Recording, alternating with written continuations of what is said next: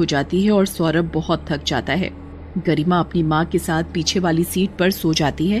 तभी गाड़ी का संतुलन बिगड़ जाता है और उन सब का एक्सीडेंट हो जाता है और सब बेहोश हो जाते हैं। कुछ लोग उन सभी को हॉस्पिटल में भर्ती करा देते हैं। तभी सौरभ और गरिमा तो ठीक हो जाते हैं, पर सीमा की हालत बहुत बिगड़ जाती है। सौरभ और गरिमा बहुत घबरा जाते हैं। बाबा बाबा, मुझे बहुत डर लग रहा है। माँ ठीक तो हो जाएगी ना? हाँ बेटा, तुम चिंता मत करो, तुम्हारी माँ ठीक हो जाएगी। तभी डॉक्टर आता है। सौरभ भाई साहब, जरा आना हमारे साथ। सौरभ गरिमा को वेटिंग रूम में बिठाकर डॉक्टर के साथ अकेले में बात करने चला जाता है। माफ कीजिएगा सौरभ भाई साहब, हम आपकी पत्नी को बचा नहीं सके। कि क्या? ये क्या कह रहे हैं आप? अब क्या होगा?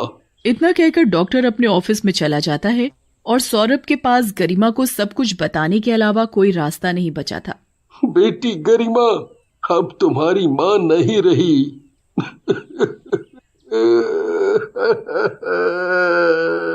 इतना सुनकर ही गरिमा अपने बाबा के गले लग जाती है और बहुत रोती है। फिर सौरभ और गरिमा सीमा का अंतिम संस्कार करके नानी के घर चले जाते हैं। सौरभ गरिमा की नानी को सब कुछ बता देता है। अब तो भगवान ही जाने आगे क्या होगा। एक तो 11 साल की बेटी, ना जाने अब कौन संभालेगा इसे। हाँ सासू माँ, मुझे भी अपनी कोई फिक्र नहीं। मुझे तो बस गरिमा की चिंता खाए जा रही है। मैं काम करने जाऊंगा या गरिमा की देखभाल करूंगा। तभी नानी बोल पड़ती है, अरे सौरभ, तू दूसरी शादी कर ले, वो सही रहेगा। सौरभ भी नानी की बात मान लेता है। आखिर इसके अलावा और कोई रास्ता भी तो नहीं था। फिर सौरभ के लिए एक विधवा औरत माधवी का रिश्ता आता है। उसकी एक बेटी भी होती है, वैशाली। वैशाली 15 साल की थी। जब रिश्ता मिलवाने के लिए सौरभ और माधवी घर बुलाते हैं तो गरिमा को पहली नजर में देखकर ही माधवी के मन में उसके लिए ममता भर जाती है। पर जब वैशाली गरिमा को देखती है तो वो उससे जलने लगती है, क्योंकि वो उससे बहुत सुंदर थी। सौरभ और माधवी का रिश्ता पक्का हो जाता है और फिर माधवी वैशाली को लेकर सौरभ के घर चली जाती है। हर रोज माधवी गरिमा को बिल्कुल अपनी बेटी की ही तरह प्यार करती थी और वैशाली इस चीज से भी बहुत जलने लगी। इसलिए वैशाली गरिमा से बिल्कुल अच्छे से बात नहीं करती थी।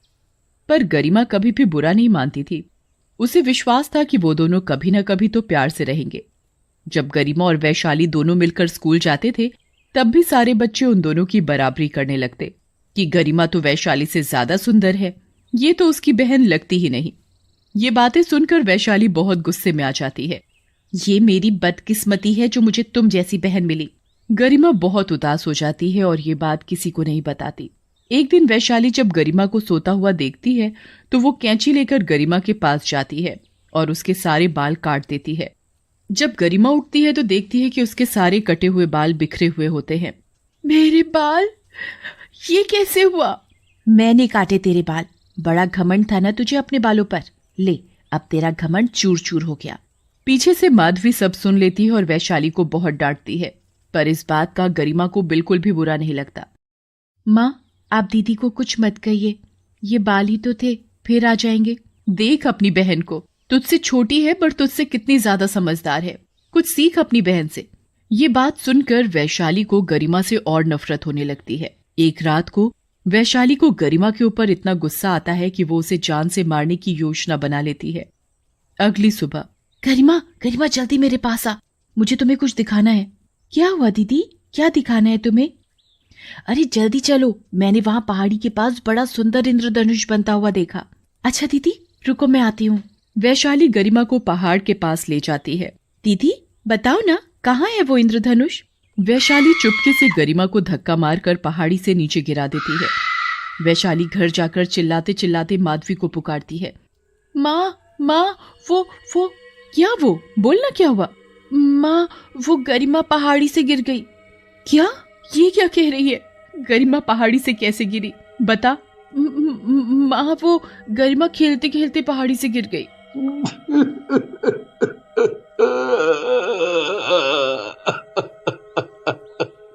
ये क्या बोल रही हो तुम वैशाली?